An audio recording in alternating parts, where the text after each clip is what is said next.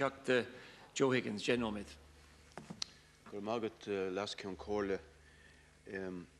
All the government contributors to this debate on the Irish economy over the last 2 days predicated their contributions on the claim that current policies are working, that the Irish economy is turning the corner and will overcome this economic crisis within a few years.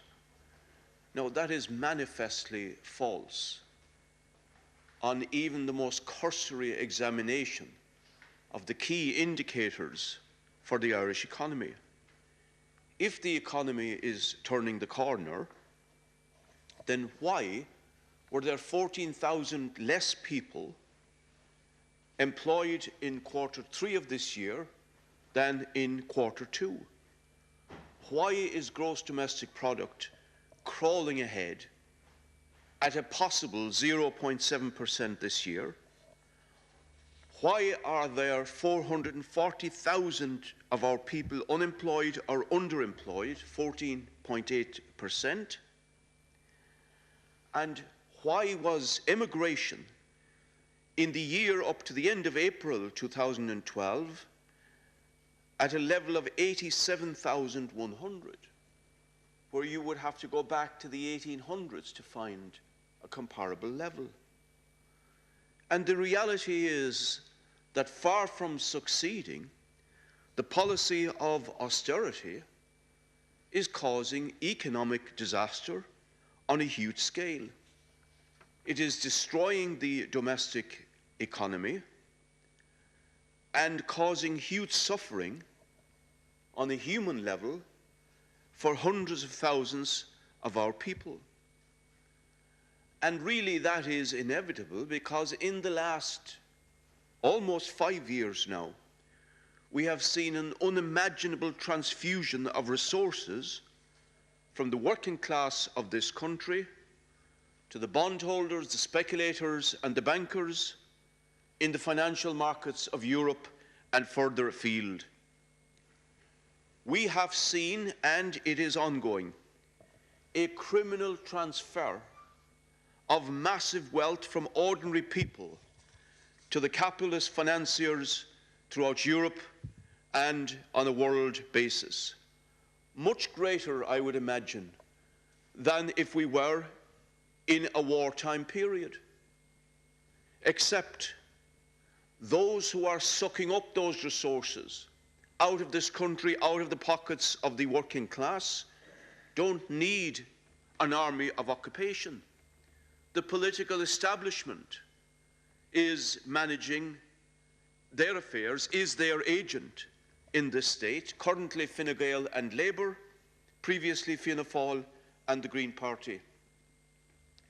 And we have a media, itself part of the market system, owned by multimillionaires and billionaires, by major capitalists, who, despite the criticisms they will make occasionally of the government, fundamentally justify and defend this massive transfer of wealth on the basis that there is no alternative except bend the knee to the dictatorship of the financial markets, and that the working class must pay, abusing those who put an alternative viewpoint, especially from a socialist perspective.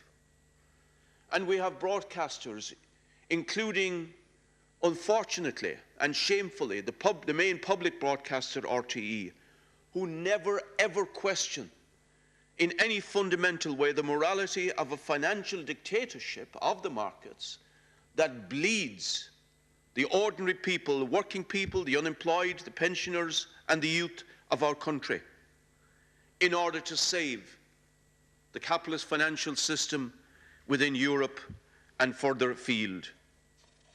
A media which refuses to even contemplate a partial change where there would be an increased demand on the wealthy elite in this country or on major corporations, and particularly refuses to contemplate even a modest raise in corporation tax and the amount of tax that big business paid. Last year, in an amendment to a private member's motion, I pointed out that based on 2008 figures of corporation tax, for every 1% increase, there would be an extra 500 million going into the public fund. This year, the equivalent would be about 390 million euro per year. We could have substantial extra resources by further taxes on big business and on wealth if there was a government that would even contemplate or enact such an increase. But that is prohibited because the agenda of this government and of the media is to protect the position of big business, the profits of big business, even as our people suffer. And we would not even have to go as far as the Danish economy or other economies, where there are 25% and 30% levels of corporation tax in order to achieve substantial increases.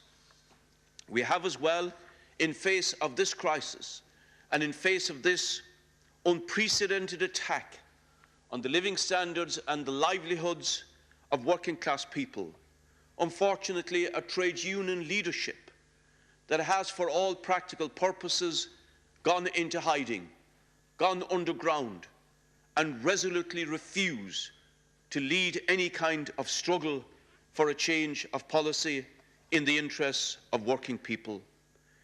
Now, we need fundamental alternatives. We need to attack the austerity agenda and to end it. We need massive investment, particularly into public infrastructure at the present time, where if the taxes were levied as outlined on wealth, on corporations, etc., there would be substantial extra resources, for example, for significant national programs of public works, of public investment. For example, on the some of the most basic infrastructural needs of our society, the replacement of the leaking water mains throughout the state, and many other such infrastructural necessities. Instead of that, we have massive cuts in the public capital expenditure. Here, look, we have all the evidence from the financial press that all over Europe, big business, the capitalist enterprises are sitting on unprecedented amounts of uninvested profits. We know that the ratio of investment to gross domestic product in Europe is at a 60-year low. We have capitalism refusing to invest because profits aren't sufficiently high, while 25 million people are unemployed across the European Union at the present time. We need a massive struggle by the organised working class and labour movement to change that situation. We need massive emergency taxation on these trillions of uninvested profits to channel them into major public infrastructural job creation enterprises. We must realise that capitalism is now a sick system and getting increasingly sicker, incapable of meeting even the basic needs of our society, of our people. We need, therefore, a socialist transformation of society that would take the major wealth from the hands of a tiny elite and a tiny corporate sector and invest it for the common welfare, for the benefit of society. The major banks, the financial houses, the financial market institutions, the likes of Goldman Sachs are the rest of them, instead of being laws unto themselves to suck up the resources of society for private corporate gain, must be taken into public ownership and democratic control. It's on that basis that we can begin to remake in Ireland and across Europe the broken economies that this system, the greed, gambling that has gone on over the last 20 years, the rash of privatisations, the deregulations, we have to remake the system, their system, change it completely, and that, in my view, is the only solution to this crisis and the only future for the ordinary people of Europe and of this country.